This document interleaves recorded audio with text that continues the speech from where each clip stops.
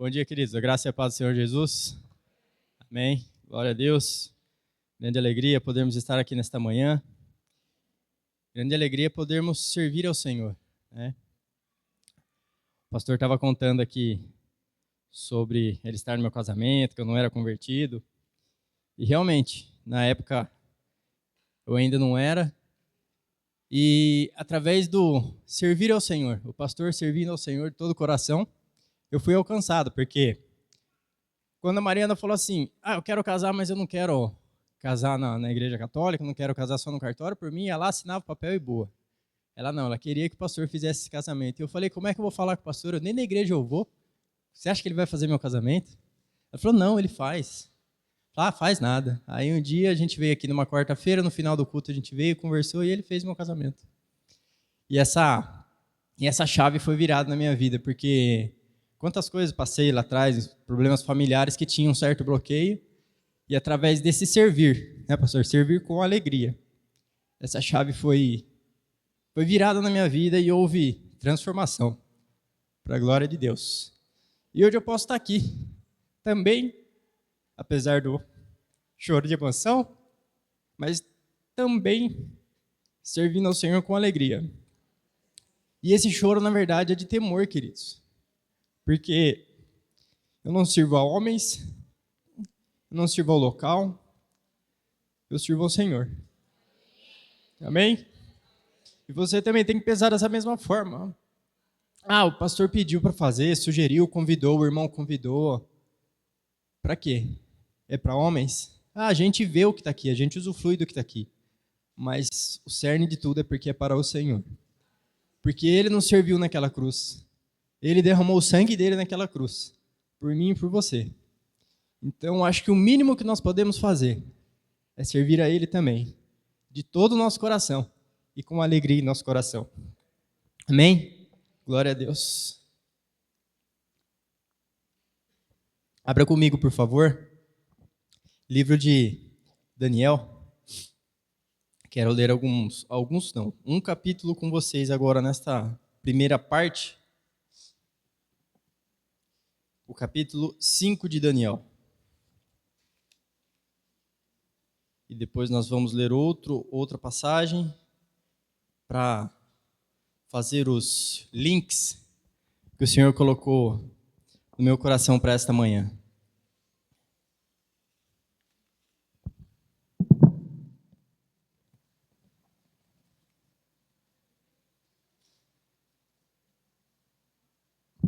Daniel capítulo 5.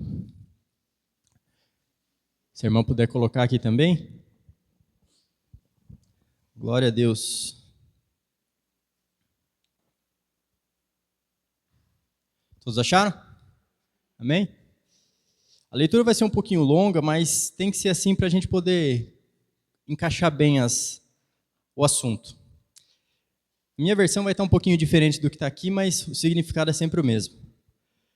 Capítulo 5 diz assim: O rei Belsazar fez uma grande festa para 1000 dos seus senhores e bebeu vinho perante os 1000.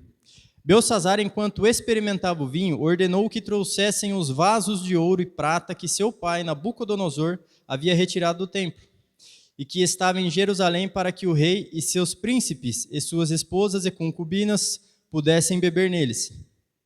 Então eles trouxeram os vasos de ouro que foram retirados do templo da casa de Deus, que estava em Jerusalém. E o rei e seus príncipes, suas esposas, concubinas, beberam neles. E beberam vinho e louvaram os deuses, de ouro e de prata, de bronze, de ferro, de madeira e de pedra. Na mesma hora surgiram dedos de uma mão de homem, e escreveram defronte do castiçal sobre o cal da parede do palácio do rei. E o rei viu a parte da mão que escreveu. Então mudou-se o semblante do rei, e os pensamentos o atribularam, tanto que as juntas dos seus lombos se afrouxaram, e os seus joelhos batiam um contra o outro. E o rei bradou, ordenando que trouxessem os astrólogos, os caldeus, os adivinhos. E o rei falou e disse aos sábios da Babilônia: Aquele que ler este escrito e mostrar-me a sua interpretação, será vestido com escarlate, terá uma corrente de ouro ao redor do seu pescoço, e será o terceiro governante do reino. Versículo 8. Então entraram todos os homens sábios do rei, mas eles não puderam ler o escrito, nem fazer conhecida ao rei a sua interpretação. Então Belsazar atribulou-se grandemente, e mudou-se-lhe o semblante, e os seus senhores ficaram atônitos. Ora, a rainha, por causa das palavras do rei e de seus senhores, adentrou a casa do banquete, e lhe falou: Ó rei, vive para sempre, não te atormentem os teus pensamentos. Há um homem em teu reino em que habita o espírito dos santos deuses, e nos dias de teu pai, luz e entendimento e sabedoria, como a sabedoria dos deuses havia nele. A quem o rei Nabucodonosor teu pai, o rei, eu digo teu pai, fez mestre dos magos, astrólogos, caldeus e adivinhos. Porquanto um espírito excelente e conhecimento e entendimento e interpretação de sonhos e entrega de duras sentenças e a solução de dúvidas encontram-se no mesmo Daniel, a quem o rei chamou Beltesazar. Agora chama-se Daniel, e ele mostrará a interpretação. Versículo 13. Então Daniel foi introduzido perante o rei, e o rei falou e disse a Daniel: És tu aquele Daniel, que é filho dos cativos de Judá, a quem o rei, meu pai, trouxe de Judá? A teu respeito, tenho ouvido dizer que o Espírito dos deuses está em ti, e que a luz, entendimento e excelente sabedoria encontram-se em ti. E agora os homens sábios, astrólogos, foram trazidos diante de mim para lerem esse escrito, e me fazerem conhecer a sua interpretação. Porém, eles não puderam mostrar-me a interpretação do assunto. E eu ouvi a respeito de ti que tu podes fazer interpretação e resolver dúvidas. Agora, se tu podes ler o escrito e fazer-me conhecer a tua interpretação, serás vestido com escarlate e terás uma corrente de ouro ao redor do teu pescoço, e serás o terceiro governante do reino. Então Daniel respondeu e disse perante o rei: Fiquem para ti os teus presentes, e dá as tuas recompensas para outro. Eu, contudo, lerei o escrito para o rei e lhe farei conhecida a interpretação. Ó rei, o Altíssimo Deus deu a teu pai, Nabucodonosor, um reino e majestade e glória e honra. E por causa da majestade que lhe fora dada, todos os povos, nações e línguas tremiam e temiam diante dele. A quem queria, matava. A quem queria, mantinha vivo. A quem queria, erguia. E a quem queria, derrubava. Aqui Daniel falando do Nabucodonosor. Porém, quando elevou-se o seu coração, endureceu-se a tua mente em orgulho, e ele foi deposto do seu majestoso trono e tiraram-lhe a sua glória. E ele foi retirado dentre os filhos dos homens, e o seu coração tornou-se como o dos animais, e a sua habitação foi com os jumentos selvagens. Alimentaram-no com grama como bois, e como seu corpo foi molhado com o orvalho do céu, até que ele soube que o Altíssimo Deus governa no reino dos homens, e estabelece a quem ele quer. Versículo 22. E tu, seu filho, ó Belsazar, não tens humilhado teu coração, embora soubesse de tudo isso.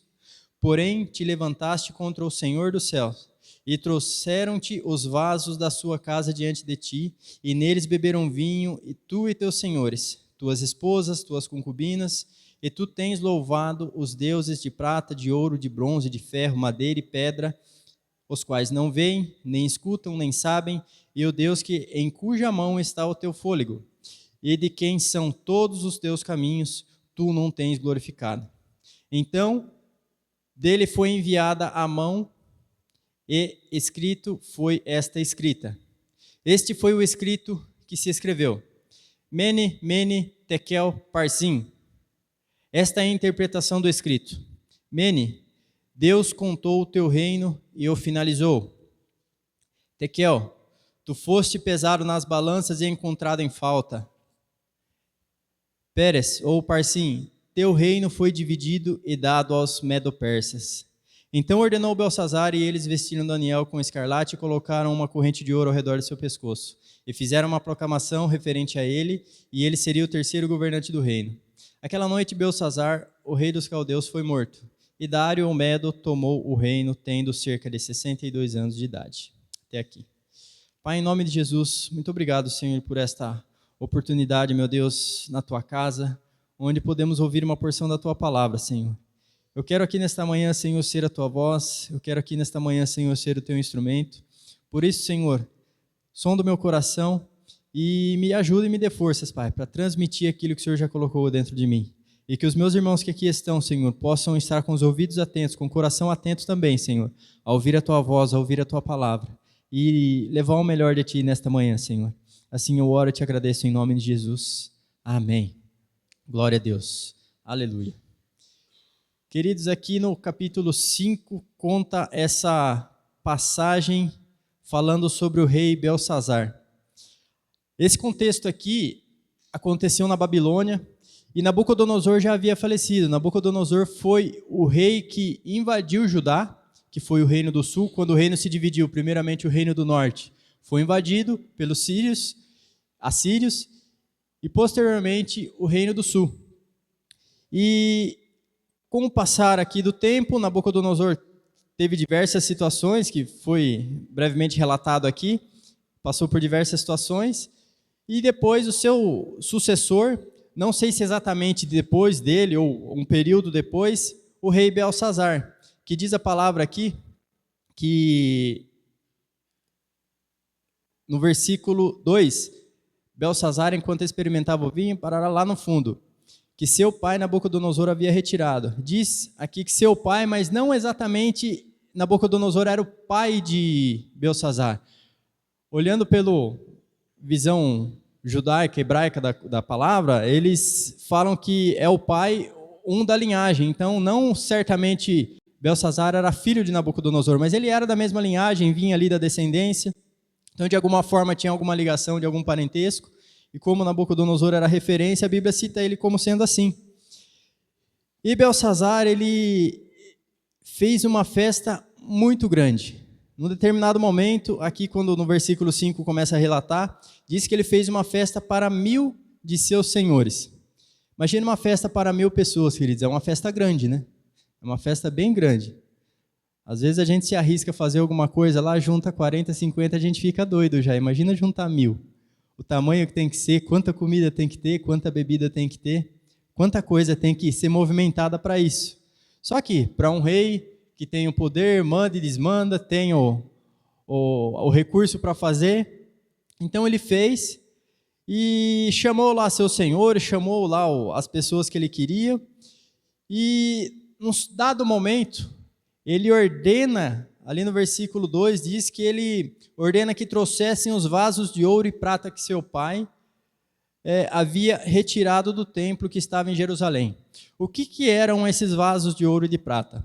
Quando o templo foi construído, foi estabelecido, diversas coisas foram construídas conforme a ordenança do Senhor. O Senhor arquitetou tudo, passou tudo ali para Davi, Salomão executou. Então, tudo que tinha dentro do templo era para uso específico no templo. Sejam taças, sejam as tenazes, todos os utensílios eram para uso específico no templo. Eram utensílios que foram feitos de materiais nobres. Imagina, vasos, copos de ouro, de prata. Imagina a valiosidade disso, a grandiosidade disso. Então, ali tudo tinha sido destinado a um lugar santo, para fazer coisas santas, e quando Salomão orou, o Senhor tomou conta ali do templo, tudo que estava ali foi santificado. Tudo aquele lugar ali, tudo que estava ali foi tornado santo. Então esses utensílios pertenciam ao templo. E quando Babilônia invadiu Judá, eles destruíram o templo e pegaram o que era valioso, pegaram ali esses utensílios e levaram tudo para a Babilônia. Não iam deixar ali, não iam queimar, não iam derreter. Aí o bonitão do Belsazar teve a excelente ideia, falou, não, nós estamos na festa aqui, a festa é grande, eu sou rei, eu sou grande, pega os copos de ouro lá, pega os utensílios e vamos tomar naqueles utensílios.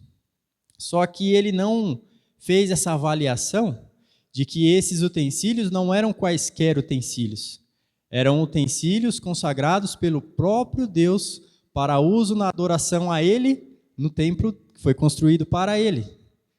E Belsazar estava fazendo uma festa mundana, uma festa onde provavelmente estava rolando muita coisa que a Bíblia não relata aqui, mas pessoas que não temem ao Senhor, a gente sabe o que fazem, bebedeira e quantas coisas mais. Então ele introduziu aquilo que era santo num local de profanação, num local de baderna, de bagunça, e aquilo não agradou o coração do Senhor. Então aqui no versículo 5, diz que quando eles beberam vinho e estavam lá adorando os deuses, na minha Bíblia aqui no versículo 4 diz deuses com letra minúscula, na sua provavelmente vai estar assim também, porque não era o Deus verdadeiro que eles estavam adorando, era os deuses de ouro, de prata, de bronze, ou seja, as imagens que eles faziam, que adoravam qualquer coisa, não muito diferente de hoje, mas eles estavam ali fazendo isso e tomaram ali o vinho e usaram aqueles utensílios. Então na mesma hora surgiu os dedos de uma mão de homem, e escreveram de fronte o castiçal sobre o cal da parede do palácio do rei, e o rei viu a parte da mão que escreveu. Imagina, querido, você está em algum lugar, fazendo alguma coisa, achando que você é o maioral, nada te atinge, nada acontece com você, de repente uma mão aparece na parede, mas só a mão aparece na parede. É algo assustador, né? Eu imagino que Belsazar também ficou assustado quando ele viu isso. E o pior de tudo, o que essa mão escreveu, ele não entendia. O que essa mão escreveu ali, ele não compreendia. Eu, certa vez, fui para fora, eu fui fazer um trabalho na Turquia, fiquei uma semana, isso já tem uns 11 anos, e nós estamos acostumados a tudo que você lê, você entende. A nossa cultura é americanizada, então alguma coisa em inglês a gente entende. Só que na Turquia, a escrita deles é diferente. Eu olhava aquelas placas, você não sabia se era para ir, se era para voltar, o que estava escrito, se era contramão, se não era, você fica totalmente perdido. Você fica assim, poxa, estou parecendo um peixe fora d'água aqui, porque eu não entendo nada do que está escrito em lugar nenhum. A cor da placa de trânsito era diferente, eu não sabia se era isso, se era para voltar. Aí de repente você está indo, vem um caminhão, eu falei, puxa, entrei no lugar errado, aqui era contramão, é uma loucura. Então esse cara aqui, ele viu aquilo escrito daquele jeito, e ele falou, poxa, não entendo, vou chamar os adivinhos lá, vou chamar as pessoas que podem me ajudar. Então ele ordenou que trouxessem astrólogos, caldeus, os adivinhos, ele pegou os caras ali que eram da adivinhação, mandou vir todo mundo, e eles liam e não compreendiam. Ninguém foi capaz de interpretar aquilo que aquela mão misteriosa escreveu. Ninguém daqueles que eram sábios teve a capacidade de interpretar aquilo. Então, uma senhora aqui denominada rainha, não tem muitos detalhes sobre ela, se era esposa, se era mãe, quem que era de Belsazar, mas aqui a palavra denomina como rainha, ela se lembrou que havia uma pessoa no reino que tinha a capacidade de entender algumas coisas que os homens comuns ali não conseguiam entender, havia uma pessoa ali. Então ela se lembrou do Daniel. Aqui, Daniel já não era mais aquele moço que adentrou na Babilônia, aquele já era um senhor já beirava ali seus 80 anos aproximadamente, então ele já estava há muito tempo ali inserido naquele lugar, só que essa mulher se lembrou daquelas coisas que ele revelou para o rei Nabucodonosor através dos sonhos, se lembrou das coisas que Daniel havia passado e falou isso para o rei. E esse cara chamou Daniel, falou, manda ele vir aqui então, porque eu quero saber o que foi escrito lá, o que está escrito naquela parede, o que essa mão misteriosa escreveu. E quando ele chamou Daniel, Daniel se apresentou à frente dele, ele ofereceu as coisas ali para Daniel, novamente Daniel falou, guarda essas coisas para ti, oferece para outro, não quero, mas eu farei para você conhecida a interpretação. Não era a primeira vez aqui que Daniel rejeitava algo que era oferecido para ele, por alguma coisa que ele fizesse. E ele lembrou o rei, falou, olha, provavelmente você deveria saber aquilo que seu pai fez, aquilo que seu pai passou, aquilo que Nabucodonosor fez e passou, mas você não deu a devida importância para isso. Você pegou os utensílios do templo, utensílios que não era para esse fim, e você usou para um fim de profanação ao Senhor. E aí ele fez essa interpretação, dizendo ali que, ali nos versículos 25, 26 e 27, falando que Mene, Mene, Tekel, Parsim. Mene, Deus contou o reino e finalizou. Tu foste pesado nas balanças e encontrado em falta. 27. E o 28. Teu reino foi dividido e dado aos medo-persas. Ou seja, o que aquela mão veio trazer ali naquele local foi uma sentença. Uma sentença porque aquele homem, ele não temia Deus, ele não respeitava ao Senhor e se achava suficiente. Quantas pessoas hoje em dia, queridos, não temem a Deus, não respeitam ao Senhor e se acham suficientes? Só que eu acho que eles não conhecem essa passagem e não sabem que a mão de Deus chega num determinado ponto que aqui para esse homem ela veio escrever uma condenação para ele. Ele precisou de alguém para interpretar, ele precisou de alguém para falar para ele. E aqui, logo na sequência, naquela mesma noite, no versículo 30, diz que Belsassar, o rei dos caldeus, foi morto. E outro tomou em seu lugar, Dário, que ele era dos medos e persas. Dário ou Medo, tomou o reino. Então, queridos, aqui a consequência para esse homem que se achava soberano, e era ali pelas pessoas, porque ele reinava naquele lugar, mas ele se achava acima de Deus, ele se achava acima da autoridade divina. Não respeitou aquilo que o Senhor consagrou. Ele profanou aquilo que o Senhor consagrou, aquilo que o Senhor santificou. A consequência foi dura e pesada para ele. O Senhor escreveu com as próprias mãos a condenação, para ele ver com os próprios olhos que ele estava sendo condenado. Então o Senhor ali apareceu só na mão e escreveu. E escreveu condenação para aquele homem.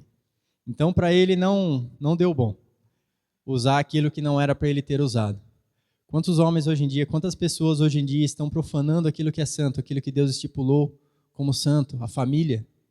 Quantas pessoas estão profanando as famílias? Quantas pessoas estão profanando a criação, invertendo valores, querendo dizer que homem não é homem, que mulher não é mulher, que menino não é menina, que menina não é menina? A conta vai chegar para isso, se essas pessoas não se arrependerem. Porque o que Deus criou e determinou como sendo santo, as pessoas estão querendo inverter, estão querendo fazer o papel de Deus. Esse homem aqui, ele queria fazer o papel de Deus, ele se achava o Deus do lugar. Morreu na mesma noite. Quando o Senhor trouxe a condenação ali para ele, ele morreu na mesma noite. Então não foi de grande valia para ele fazer esse ato. Ele achou que não teria consequências, que não teria peso, não teria nada, mas teve. Quantas pessoas no nosso mundo hoje vivem assim? Porque tem muito dinheiro, porque tem muito poder, estão indo na mesma direção desse rei aqui. Estão indo na mesma direção, profanando ao Senhor. Estão indo na mesma direção, não valorizando aquilo que o Senhor criou, aquilo que o Senhor tem como precioso. A condenação pode chegar para esses homens. Mas, eu quero que vocês vão comigo agora, lá em João 8.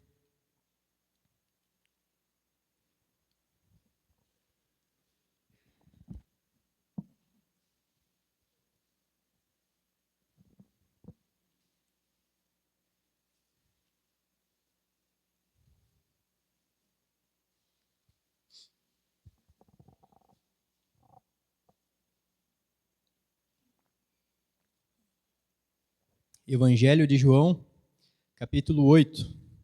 Vamos ler a partir do versículo 2, até o 11. Todos acharam? Amém? João 8, 2. Pela manhã, cedo, ele voltou novamente ao templo. E todo o povo vinha até ele e, assentando-se, os ensinava.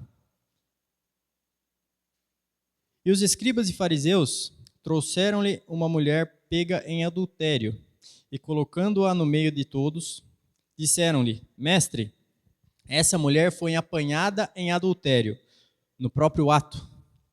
Ora, Moisés nos ordena na lei que tais sejam apedrejadas. Mas tu, o que dizes? Isso eles diziam, tentando-o, para poderem ter o que o acusar. Jesus, porém, inclinando-se, escrevia com seu dedo no chão, como se não ouvisse. Então, quando eles continuaram a perguntar-lhe, ele, levantando-se, disse-lhes: Aquele que dentre vós está sem pecado, seja o primeiro que lhe atire uma pedra. E, tornando a inclinar-se, escrevia no chão. E eles, ouvindo isso, sendo condenados por sua própria consciência, saíram um, a começar pelos mais velhos, até os últimos, e Jesus foi deixado sozinho, e a mulher em pé no meio deles. Tendo Jesus se levantado e não vendo ninguém senão a mulher, ele disse à mulher: Mulher, onde estão aqueles teus acusadores? Nenhum homem te condenou? E ela disse: Nenhum homem, Senhor. E ele disse: Nem eu te condeno. Vai-te e não peques mais. Amém? Aqui é uma outra situação onde o povo já havia sido restituído, já havia passado-se bastante tempo, e Jesus ali estava no templo, e ele havia voltado do Monte das Oliveiras, que ele passou a noite em oração, e pela manhã ele foi ao templo, e as pessoas se aglomeravam até ele, porque Jesus, onde ele estava, as pessoas estavam próximo dele, porque queriam aprender com ele, queriam estar junto dele, e ele ensinava. Ele, como diz aqui no versículo 2, né, todo o povo vinha até ele, e ele assentando-se os ensinava. Só que aí existia um povo, chamados escribas, fariseus, que eram os interpretadores da lei, os doutores da lei. Aqueles homens, eles conheciam a lei de Moisés, a lei que o Senhor tinha entregado a Moisés quando eles saíram do Egito. E esses homens eram estudiosos, vamos dizer assim, que eram especialistas dessa lei. Só que eles se tornaram tão especialistas nessa lei que eles deixaram de, vamos dizer assim, de temer ao Senhor, porque a lei para eles estava acima do Senhor. Para eles a lei era tudo, valia mais do que qualquer coisa. E eu não sei se eles percebiam ou não, mas eles fizeram com que a lei estivesse acima do Senhor. O Senhor estava acima de toda e qualquer lei, que ele mesmo estipulou, que ele mesmo determinou, mas ele está acima da lei. E esses homens estavam ali trazendo uma mulher que dizem ter sido pega em adultério e colocou ela no meio de todos. E a lei dizia que mulheres pegas em adultério tinham que ser apedrejadas, né? Como ele diz aqui no versículo 5, ora, Moisés nos ordena na lei que tais sejam apedrejadas, mas tu o que dizes? Ou seja, eles chegaram para Jesus querendo confrontar Jesus, querendo ver o que ele falava, porque Jesus estava ali indo na contramão do que eles diziam. Eles seguiam toda uma lei, seguiam ali à risca, mas seguiam na aparência, porque dentro dos seus corações não era assim que eles procediam.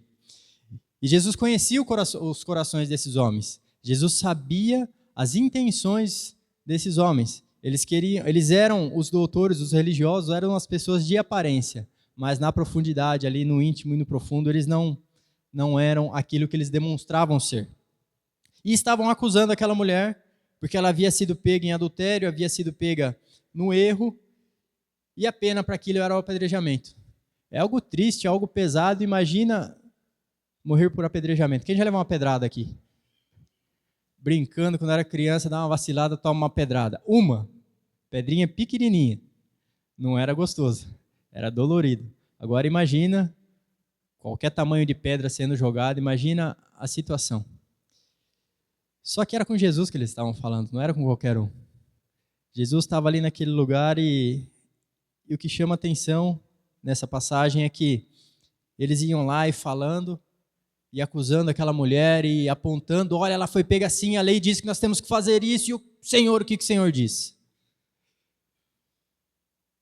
Jesus ali no versículo 6 diz que Jesus, porém, inclinando-se, escrevia com seu dedo no chão, como se não os ouvisse. Ele fazia como se eles não estivessem ali. E ele estava escrevendo, queridos. A mão de Deus que escreveu lá atrás para o rei Beltesazar, naquela parede, estava escrevendo aqui agora. A Bíblia não relata o que ele escreveu aqui. Lá houve relatos. Daniel relatou, Daniel interpretou o que foi escrito. Aqui não relata o que foi escrito. Só que Jesus, com teu tremendo amor, a verdadeira semelhança de Deus, disse para aqueles homens: aquele dentre vós que está sem pecado, seja o primeiro que lhe atire uma pedra. Olha o grau de sabedoria. Olha o grau de sabedoria acima de toda e qualquer lei. Olha o grau de amor por aquela mulher. Amor por aquela pessoa que estava ali debaixo do ódio daqueles homens que estavam ali julgando, baseado na lei. E Jesus fala, olha, aquele que não tem pecado, seja o primeiro que lhe atire uma pedra. e tornando a inclinar-se, escrevia no chão. Ele levanta, ele olha, fala. Quem aí não tiver nenhum pecado, joga a primeira pedra. Ele abaixa de novo e começa a escrever de novo. O que será que Jesus estava escrevendo ali? Eu imagino que seria: quero ver quem vai atirar a primeira pedra. Eu imagino, tá? Não está na Bíblia. Se eu tiver a oportunidade um dia, eu vou perguntar para ele. Se eu chegar lá e tiver alguma lembrança daqui, eu falar: Senhor, eu lembro dessa passagem que eu não sabia o que tinha, porque a Bíblia não relatava. O que o Senhor escreveu lá? Conta para nós o que o Senhor escreveu. Porque lá para Daniel, lá para Beltesazar, foi escrito lá: o Senhor escreveu isso aqui lá naquela parede. E agora ali para aquela mulher, o que o Senhor escreveu? O que estava escrito ali? Mas na verdade, a hora que aquela palavra foi lançada: aquele que dentre vós não tem pecado, seja o primeiro que lhe atire a pedra. Aquela palavra entrou no coração daqueles homens, queridos. E quando eles se deram conta, todos foram largando suas pedras e foram saindo. Todos largaram suas pedras e foram saindo. Eles reconheceram, através daquela palavra que Jesus lançou ali, que eles eram tão pecadores quanto aquela que eles estavam querendo condenar. Tão pecadores quanto aquela que eles estavam querendo apedrejar. Independente do ato que ela tinha feito, quando Jesus confrontou diretamente, aquela palavra bateu dentro do coração daqueles homens. E aquilo pesou, eles soltaram aquela pedra. E aquela mulher ouvindo isso, eu imagino como ela não estava, queridos. Lá em Daniel relata que quando Beltesazar ele viu o escrito na parede e não sabia o que era, o interior dele se estremecia. Você já ficou com o interior estremecido? Que os joelhos ficam se tremendo, parece que está saindo fogo de dentro para fora, aquela sensação de falar: agora deu ruim, agora não deu bom, agora como é que vai ser? Eu já passei por isso algumas vezes. E não é gostoso, não é bom. Eu imagino que daquela mulher devia estar num nível bem elevado, porque imagina um monte de gente apontando pedra, aí a hora que Jesus fala essa palavra, todo mundo sai, e Jesus fica ali e ele não tinha pecado. Se ele fosse seguir ali o que ele falou, ele era o único que tinha o direito, por não ter pecado, de tacar uma pedra naquela mulher. Só que Jesus ele se levanta. E não vendo ninguém senão a mulher, ele diz: mulher, cadê aqueles teus acusadores? Nenhum homem te condenou? Jesus faz uma pergunta. Por que Jesus faz a pergunta, querido? Se ele já sabia a resposta, se ele já sabia que todos ali eram pecadores, ninguém ali tinha a capacidade, ninguém ali tinha, depois dessa palavra que o Senhor lançou, ninguém ali tinha o direito de tacar uma pedra naquela mulher. Se alguém ali o fizesse, estaria fazendo como Beltesazar fez, para profanar a palavra do Senhor. Porque o que o Senhor lançou ali, o que o Senhor Jesus lançou ali foi uma palavra de confronto, uma palavra que, quando adentra os nossos corações, tem que gerar algo. Tem que gerar algo que causa transformação. E glória a Deus que aqueles homens ali soltaram aquelas pedras. E ela disse: nenhum homem, Senhor. Aí Jesus olhou para ela e disse assim: nem eu te condeno. Vai-te e não peques mais. O Senhor Jesus tinha o direito. Ele podia fazer. Mas ele não fez. Por quê? Ele conhecia o coração daquela mulher, queridos. Ele sabia que ali ela estava quebrada. Aquela situação que ela fez, que ela passou, o que levou ela a fazer isso? Às vezes a gente, na nossa pequenez, na nossa imaturidade humana, a gente julga muito as pessoas, né? A Bíblia não fala para não julgar, mas julgar com reta justiça. E quantas vezes a gente julga sem usar essa reta justiça? Julga sem olhar como Jesus julgaria. Então o Senhor olhou para ela, com certeza o Senhor sabia de toda a história dela, sabia por que ela estava ali, porque o Senhor é onisciente, onipresente, onipotente, mas Ele pergunta para confrontar, para ver a resposta, para ver como essa pessoa vai se posicionar.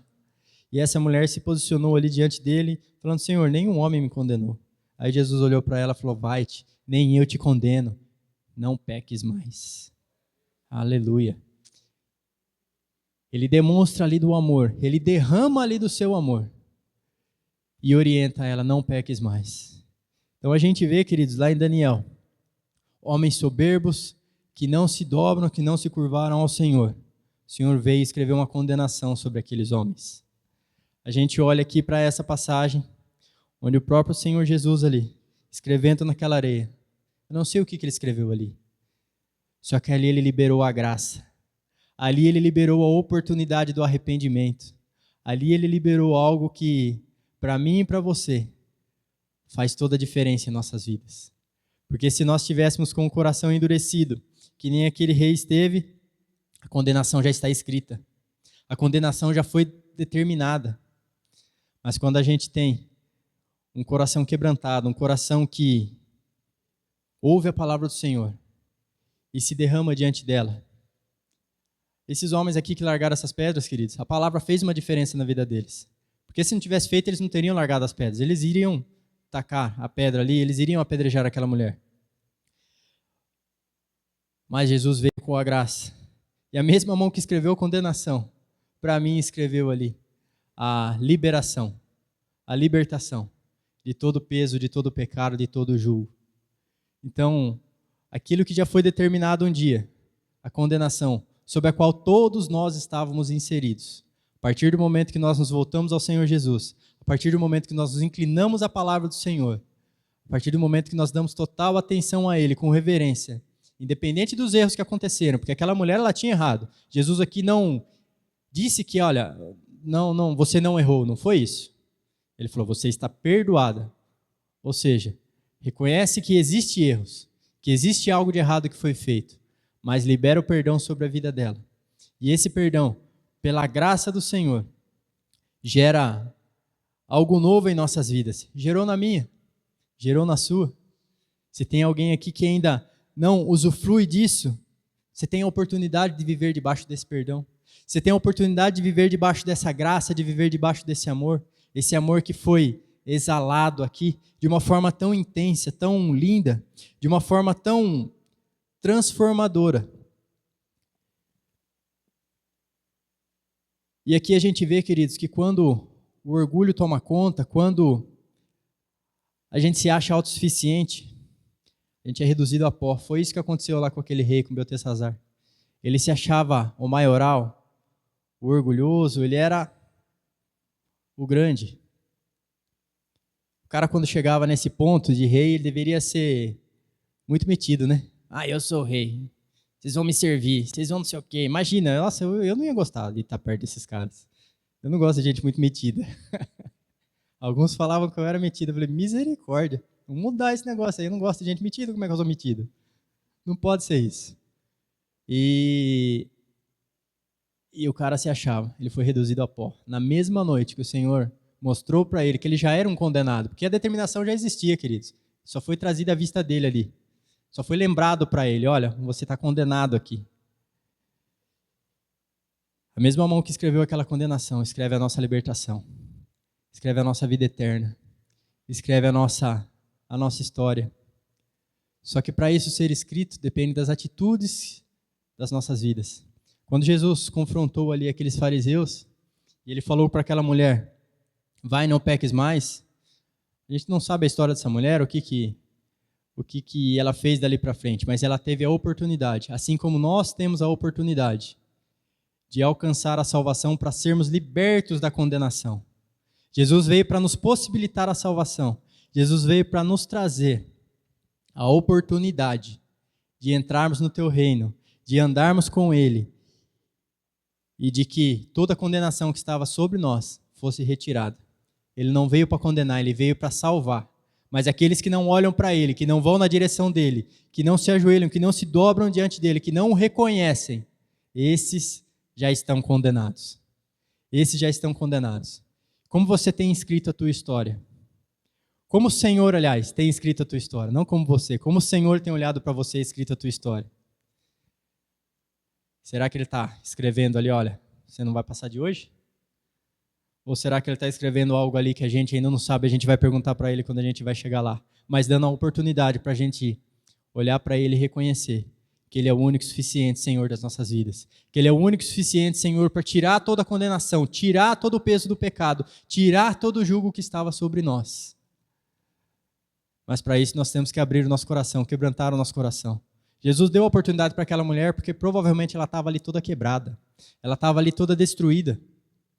A pessoa, para chegar nesse ponto de cometer o que ela cometeu, quantas coisas ela pode ter passado? Tantas coisas podem ter levado ela a cometer aquilo. Às vezes tem uns que nascem com sangue ruim mesmo. Mas tem uns, queridos, que eu acredito que a grande maioria são coisas que vão acontecendo. Certa feita eu conheci um casal que passou por uma situação dessa e todo mundo julgava a mulher, julgava a mulher, julgava a mulher. Só que quem conhecia o marido entendia o porquê que a mulher fez aquilo. Então esse é o perigo da gente julgar sem a justa justiça, como Jesus julgou aqui. É certo que ela fez? Não. Mas por que ela fez? É certo que essa mulher fez? Não é. Mas por que ela fez? A gente não sabe. Só que Jesus foi lá e deu a oportunidade de remissão. Foi lá e deu a oportunidade, mostrou para aquela mulher que aquilo que a gente comete tem sim um peso, mas a gente tem a oportunidade de se redimir disso. A gente tem a oportunidade de olhar para ele e se consertar diante dele. E se a gente seguir, queridos, aquilo que Jesus escreveu aqui para essa mulher, nem eu te condeno, ele disse. Vai e não peques mais. Essa é a instrução de Jesus para nós. Vai e não peques mais. Às vezes pergunto, o que não pode fazer lá na igreja que você não faz? Que aqui você vai? Lá nós podemos fazer tudo, nós só não pode pecar. Eu acho que essa tinha que ser o que você pode e o que não pode fazer, né? Tem tantas coisas que a gente não faz porque não é legal. Mas o que realmente não pode? A gente não pode pecar. Porque se a gente pecar, a gente está indo contra a vontade de Deus.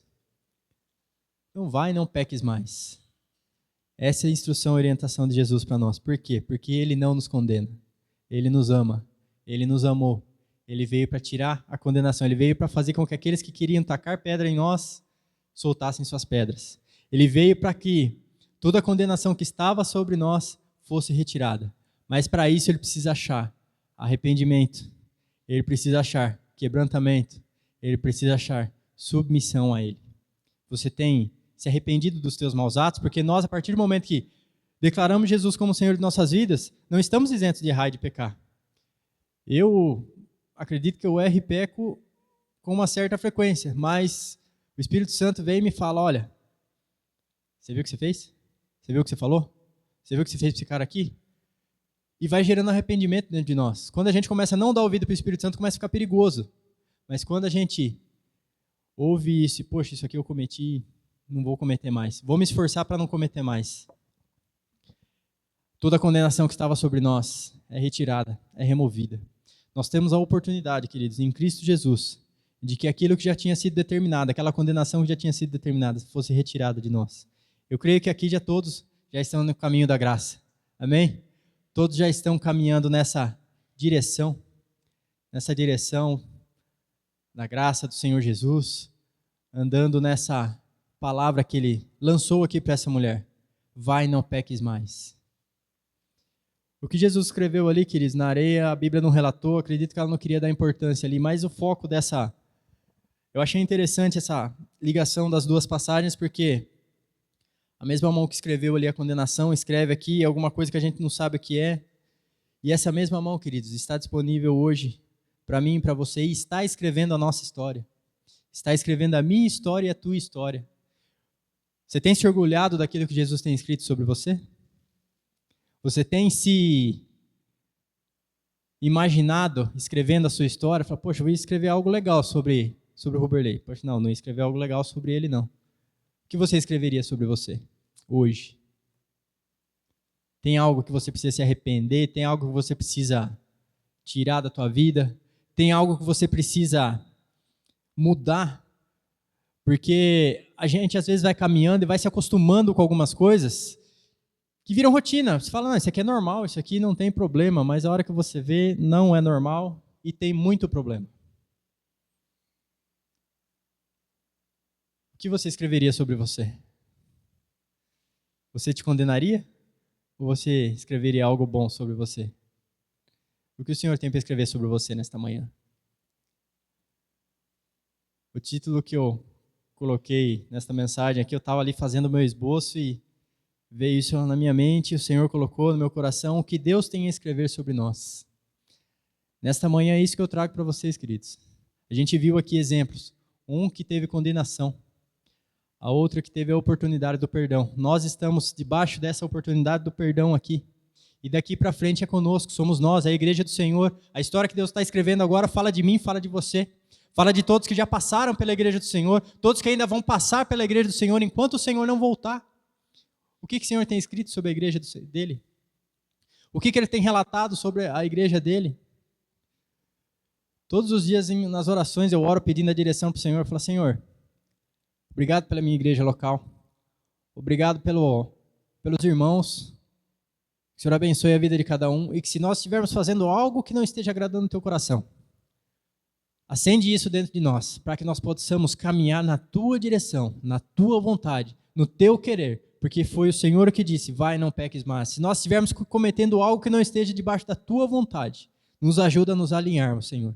Porque depois de toda essa análise aqui, que o Senhor tenha boas coisas para escrever sobre nós. Que o Senhor tenha boas coisas para escrever sobre mim, presbítero Roberley, sobre a igreja local, Igreja Cristã Expresso Vida, sobre a igreja dele na terra. Quantos, queridos, estão dando mau testemunho, e eu acredito que estão recebendo condenação ali, porque fazem coisas que não é para ser feitas. Fazem coisas que o Senhor não determinou. Mas se o nosso coração estiver voltado para Deus, tiver um coração quebrantado, um coração disposto a ouvir a palavra e a vontade do Senhor, o que o Senhor tem para falar para nós, nem eu te condeno, vai, não peques mais. Que você leve essa palavra no teu coração, queridos, e todo dia, fala, Senhor, o que o Senhor escreveu de mim nesse dia? De manhã, Senhor, que eu faça algo bom para o Senhor escrever de mim nesse dia. E no final da noite, a hora que antes de você se deitar, Senhor, espero que eu tenha feito coisas boas para me deixar registrado para esse dia. E se eu fiz algo de errado, me perdoa. Me perdoa. Porque o Senhor tem essa disponibilidade de ouvir a minha oração e a tua oração. E aquilo que a gente coloca com sinceridade diante dele, ele lança no mar do esquecimento. Ele não nos condena.